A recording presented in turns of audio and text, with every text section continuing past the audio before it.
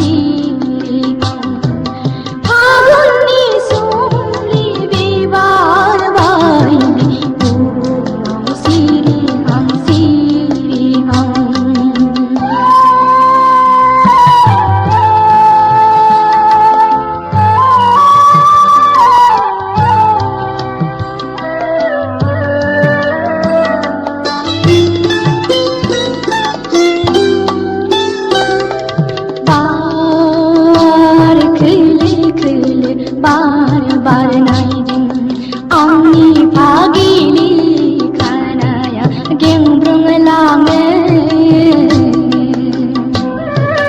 मानिबा थाखाय आं गावखौनो बावगारलाङो फागुन बैसोनि गोसोआ आंनि उरां फारां बोथोरनि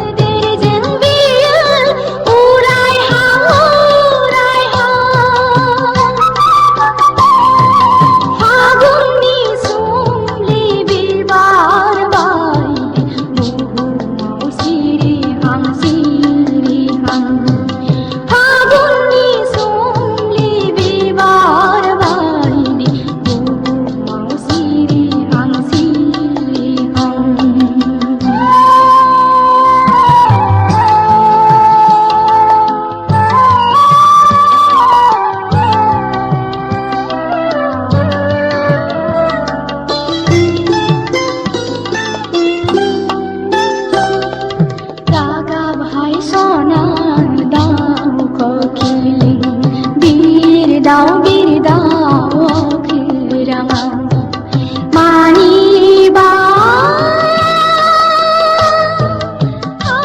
माया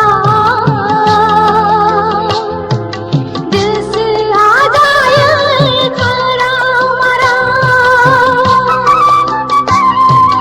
जायखौ मिजिंफ्रा गोसोखौ खालामो सावबादाव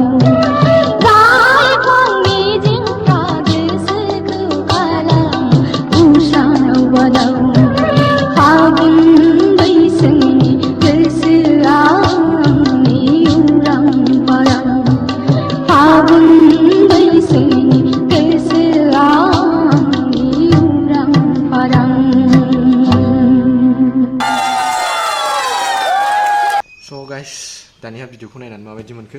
स' अन्नानै बयबो साबस्क्राइब खालामदो प्रेस दा बेल आइकन आरो रावबो साबस्क्राइब खालामालासिनो दाथा आरो स्किप दा खालाम भिडिअखौ नायनानै। स' बेनोसै गाइस।